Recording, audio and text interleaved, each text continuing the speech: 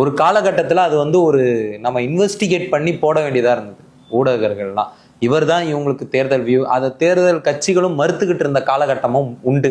இல்லை எங்களுக்கு யாரோ வியூக வகுப்பாளர்லாம் இல்லை, நாங்கள் தான் மக்களை தான் நாங்கள் நம்பி இருக்கிறோம்லாம் சொன்னாங்க. ஆனால் இன்னைக்கு காலகட்டம் என்னன்னா, வியூக வகுப்பாளர் என்பதை வெளிப்படையாக சொல்ற ஒரு நிலைக்கு நம்ம வந்து இன்னைக்கு நிற்கிறோம்.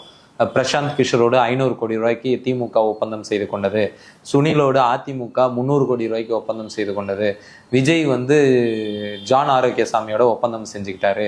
இப்படி வந்து இதை வந்து ரொம்ப வெளிப்படையா ஒத்துக்கிற ஒரு துரதிர்ஷ்டமான ஒரு நிலையில தான் நம்ம வந்து இன்னைக்கு வந்து இருக்கிறோம். இந்த நிலையில இருந்து தான் இந்த விஷயத்த பார்க்கணும்.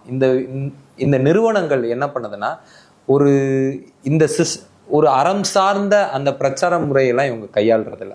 மாறா வந்து ஊடகங்களை விலைக்கு வாங்குது. இவங்க பண்ற முதல் வேலை, இந்த வியூக நிறுவனங்கள் பண்ற முதல் வேலை ஊடகங்கள்ல, அது சிறு சிறு ஊடகங்கள்ல இருந்து சேட்டலைட் ஊடகம், இணைய ஊடகங்கள்ல இருந்து சேட்டலைட் ஊடகம் வரைக்கும் எல்லாத்தையும் விலைக்கு வாங்குறது.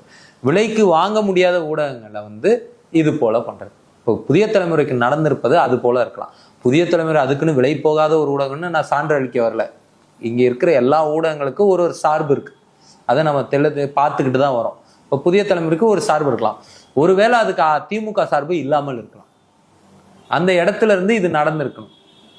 இதுக்கு வந்து அரசு வந்து உரிய பதில் சொல்லியாகும்.